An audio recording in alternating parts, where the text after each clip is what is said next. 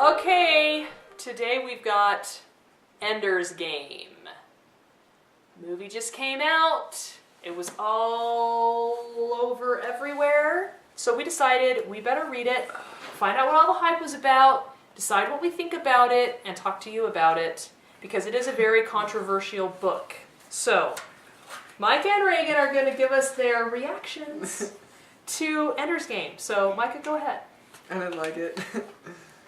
Because? I don't know, I just didn't like it. You know what? Well, it was like, I don't know, I couldn't even believe that it was a 6-year-old, or however old he was the whole book. That was like so unbelievable. Well, in the movie they made him a different age. They made him older. Well, anyways, I didn't like that he was that age. I didn't find the plotline very good, and the language was really crass, and I just didn't really like it at all. I found it like completely boring and useless. In probably every way. So maybe I'm just an extremist, but I didn't like it at all. You didn't end up finishing it, did you? No, I couldn't finish it. I was a couple chapters from the end. I kept saying the plot's gonna resolve and just finish it up, and what we said was that we would read it and then we would go see the movie, and he never finished it, so he didn't even go see the movie with us because he just didn't want to finish it that badly. So Reagan? I thought that the beginning was a little boring and different parts dragged on and stuff, and some of it wasn't that believable. But There's no bottom line. well, never got better. He did make it almost to the end too. but when I was like reading it and stuff, I would come home from my school and I'd just sit down in front of our fake fireplace and I'd read it. It's painted on the wall. Just kidding. Go ahead. And I would just like read it, and then I'd have to go do something and be like, dang it, the plot, I have to finish. But then I couldn't, and then finally I just like did that a lot of afternoons, and then I finished it. Meaning that you didn't want to stop reading? Yeah. Because the plot was engaging. Yeah, it was good. I really liked it, actually. Some of the parts were kind of crass, but I thought that was kind of necessary for the environment he was trying to make. I also might have skipped some stuff. I'm not really sure. I didn't really have a bookmark, so I was kind of, Oh my gosh. So that might have added to the confusion of the plot line a little Let me bit. show you my motherly tactics. You see that right there? That's called whiteout. And I read ahead, and there were just a couple parts, just a couple sentences, and there's very crass language, not as bad as like Hunger Games, in some ways. Well, different, I guess. There's not really a lot of swearing. It's just kind of those words that like you don't want to hear, that you just almost rather hear a swear word, you know what I'm saying? Yeah. Because a swear word is just like, oh, okay, everybody swears. But these are kind of words that are like, aren't swear words, but they're just kind of, you just don't want to hear them. And then there were just a couple sections that I was like, I don't even want my kids to read that. It's not making any difference. It's not making any difference. He's trying to present a certain kind of environment and kids that think and behave a certain way, and so he's trying to be consistent with that. And so you can definitely make the argument that he needs to do that, and that's necessary to make his point, and that very well may be true. But for a mom, as I read it, I was like, we just don't need to read that couple sentences, so I just whited it out. So you might want to go with that plan if it's in your house and your kids really want to read it. Now, the thing that's interesting about this book is as we were reading it, I talked to some people that I respect and that have read a lot, and a couple of them were like, oh, it changed my life.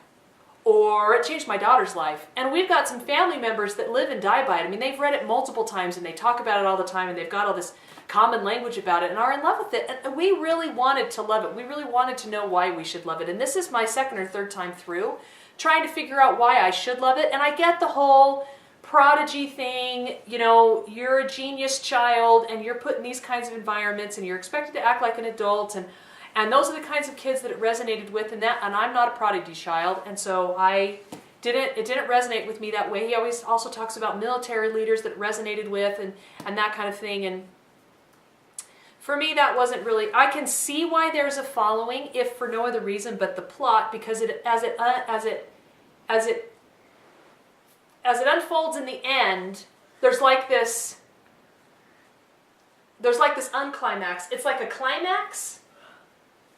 In the movie, they make it a big deal, and But in the book, it's very different. In the book, it's almost an afterthought. It's almost like, oh, I just passed the climax and I didn't know it. Yeah. Did you feel like that? Yeah. I thought it was really weird how in the movie, like, they're trying to be like accurate socially. I don't remember what it's called, but they like put a ton of girls in it. And in the book, Oh, politically correct? yeah, politically correct. But in the book, there's like he always says that it's super rare to have a girl there, and there's like one girl there. And then in the movie, there's like all these girls, and so the environment wasn't like it is in the book, how it was in the movie. Yeah. Because the environment wasn't as crass and wasn't as, you know. Yeah, that's true. Like you didn't. There were several differences. I really felt like that the movie didn't capture the essence of what the book was trying to communicate. I felt like one of the central messages of the book was Ender's pain and the value of suffering for personal growth. And the movie just did not capture it. The movie did not help you see why Ender, in the book several times Ender is utterly alone. And in the movie he's never really utterly alone. And he never really suffers anywhere near the level that you experience him suffering in the book. And maybe they felt like they needed to take a little bit of that rawness out in order for, but that's something that makes it more of an adult type novel. And I think that message does have some value because I think there's a lot of truth in it. Another key theme is leadership. I felt like there was some messages about leadership, some of which I did not agree with. So as you read through it, consider the theme of leadership and consider what's being said about leadership and what leadership really is. What makes you capable of leading and who was really leading Ender and was he leading himself and what kind of leader was he and why was he different than other leaders around him and that kind of stuff. Anything else you guys want to say about it? Any cautions to kids? Any stuff that you loved? Did it change your way of thinking? I really liked his relationship with Valentine. Yes. And I thought that the relationship between Valentine and Peter was really weird. Like totally dysfunctional? Yeah, and I really didn't know how to take it. Yeah. The relationships are really interesting to focus on. That is a great point to think about. Why does she do that? Why does she love and respect Ender and then engage with Peter? And that whole thing is totally out of the movie as well. And it's an important part of what's going on. And it's set up for future plots, but it's also interesting. I guess they felt like they didn't need to cover it in the movie, but I don't know. With me, like when I was a kid, like I don't remember like knowing anything at all. I don't remember like thinking deep at all. Well, I remember supposed to be kid geniuses. I know, but I remember like running around in the backyard and like hitting sticks against trees. And then like his whole relationship with Peter is like heavy abuse and like all this shiz. Like I don't understand like how that could go on like at their ages. I think we need to bleep that word. Well, like I said, okay. But you're right. Anyway, that's just you're right. Maybe I was just a really dumb kid, but in my opinion, I really don't think they could be. This is a hard thing for me to say that the parents are really good parents and it's a normal family environment and that kind of abuse, psychological and physical, is able to go on under that roof with parents that are at all attentive. And it seems like to me, from what I've seen of like really abusive families, is like the kids kind of ignore each other. Like honestly, from what I've seen of it, the kids don't talk to each other, they just do whatever they want. So it seems like he wouldn't like, I don't know. There was a whole jealousy thing. I just didn't really like the book at all. That's just my. It is a lot about pain. And Ender is in pain from the time that he's born. He's a third. He wasn't supposed to be born. He's an exception. He feels unwanted. He feels like society doesn't want him. And his family is awkward because they have 3 kids. And his older brother is jealous of him. And there's pain everywhere. There's pain at school. And there's pain at home. And then he's wrenched out from his family environment. And then there's pain. Pain. Physical pain, emotional pain, psychological pain, all the way through.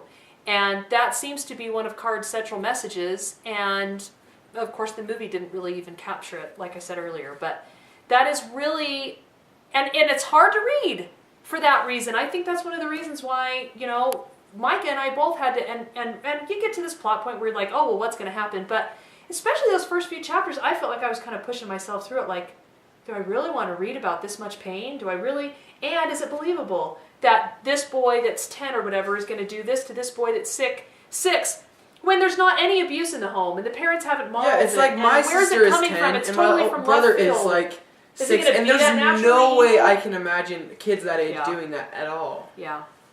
So there's a lot of things I think about. I have a little list right here.